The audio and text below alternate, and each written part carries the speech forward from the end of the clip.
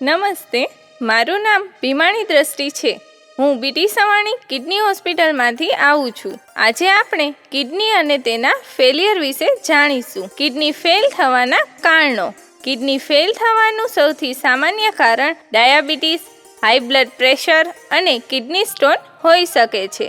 આ સિવાય kidney fail થવાના બીજા ઘણા કારણો છે, જેમ કે ધૂમ્રપાન, પેશાબની નળીમાં અવરોધ, વારસાગત, નાની ઉંમરે લોહીનું ઊંચું દબાણ રહેવું, લાંબા સમય સુધી દુખાવાની દવા લેવી. કિડની ફેલ થવાનું મુખ્ય જવાબદાર પરિબળ એટલે બ્લડ પ્રેશર. તો આવો જાણીએ બ્લડ પ્રેશર શું છે. શરીરમાં રક્તનું પરિભ્રમણ કરતી વખતે રક્તવાહિનીની દિવાલ પર જે દબાણ સર્જાય છે તેને લોહીનું દબાણ એટલે કે બ્લડ પ્રેશર કહે છે.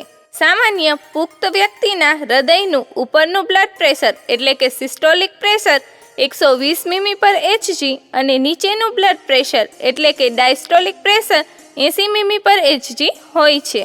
150 મીમી HG થી વધુ સિસ્ટોલિક પ્રેશર અને 90 મીમી HG થી વધુ ડાયસ્ટોલિક પ્રેશર રહેતું હોય તો હાઇપરટેન્શન એટલે કે હાઈ બ્લડ પ્રેશરની સ્થિતિ ગણાય છે.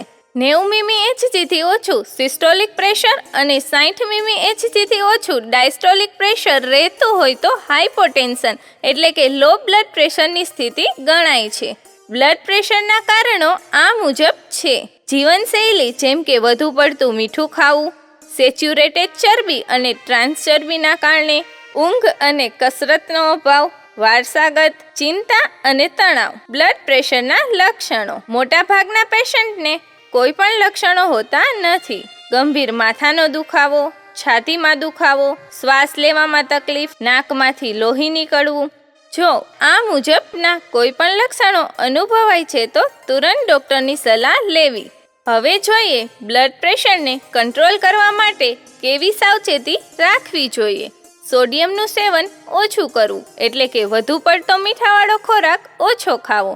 નિયમિત કસરત અને યોગ કરવા જોઈએ. ધૂમ્રપાનથી દૂર રહેવું જોઈએ. પૂરતી ઊંઘ લેવી જોઈએ 7 થી 9 કલાક. શક્ય તેટલી વહેલી તકે ડૉક્ટરનો સંપર્ક કરો અને દવા નિયમિત ચાલુ રાખો.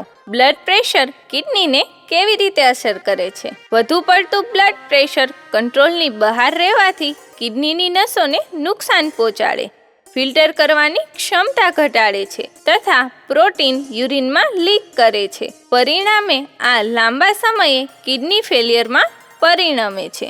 આવો જાણીએ ડાયાબિટીસ વિશે. ડાયાબિટીસ શું છે?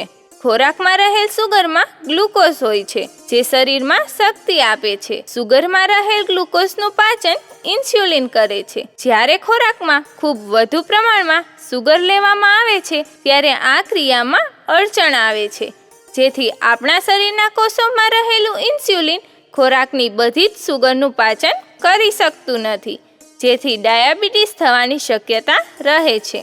ડાયાબિટીસના મુખ્યત્વે 2 પ્રકાર છે, ટાઈપ 1 ડાયાબિટીસ અને ટાઈપ 2 ડાયાબિટીસ.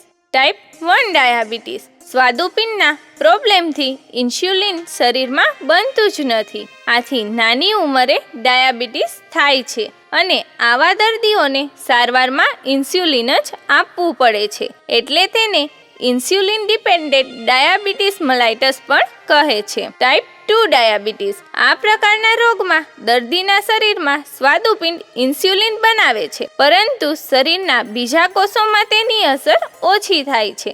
આથી લોહીમાં ઇન્સ્યુલિન વધારે પ્રમાણમાં હોવા છતાં દર્દીનું સુગર વધારે રહે છે.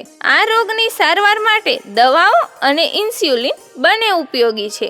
આથી તેને નોન ઇન્સ્યુલિન ડિપેન્ડન્ટ ડાયાબિટીસ મલાઇટસ કહે છે. સામાન્ય રીતે આ રોગના દર્દીઓ મોટી ઉંમરના હોય છે, એટલે તેને મેચ્યુરિટી ઓન સેટ ડાયાબિટીસ પણ કહે છે. ડાયાબિટીસના બીજા અમુક પ્રકારો પણ છે. દાખલા તરીકે જીસ્ટેશનલ ડાયાબિટીસ. આ પ્રકારના દર્દીને પ્રેગ્નન્સી દરમિયાન સુગર વધારે આવે છે. ડાયાબિટીસના લક્ષણો આ મુજબ છે. શરૂઆતમાં આ રોગના કોઈ લક્ષણો હોતા નથી. વારંવાર પેશાબ જવાની સમસ્યા, વારંવાર ભૂખ લાગવી, ઘાવ રૂઝાવામાં સમય લાગવો, આંખમાં થોડું ધૂંધળું દેખાવું. જો ઉપર મુજબના કોઈ પણ લક્ષણો અનુભવાય છે તો તુરંત ડોક્ટરની સલાહ લેવી. ડાયાબિટીસને નિયંત્રણમાં રાખવા માટેના ઉપાયો આ મુજબ છે.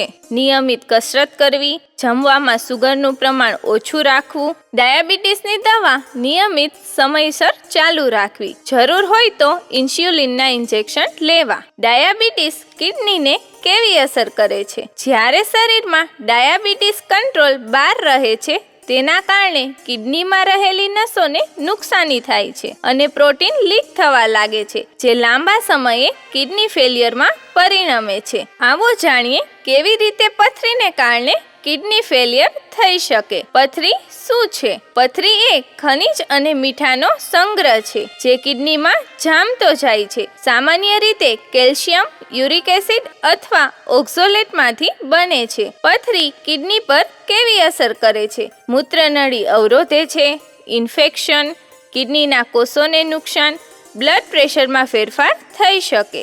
લક્ષણો: પીઠમાં દુખાવો, પેશાબમાં બળતરા, પેશાબમાં લોહી. આમાંથી કોઈ પણ લક્ષણો જોવા મળે તો તુરંત ડોક્ટરની સલાહ લેવી. લાંબા સમય સુધી અવગણવામાં આવેલી પથરી કિડની ફેલિયર સુધી લઈ જઈ શકે છે.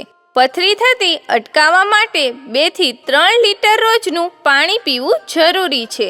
સમયસર લોહી અને પેશાબની તપાસ કરાવવી જરૂરી છે.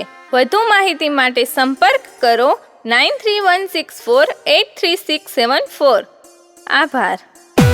अगर ये वीडियो आपको पसंद आया है तो लाइक करना और शेयर करना मत भूलें।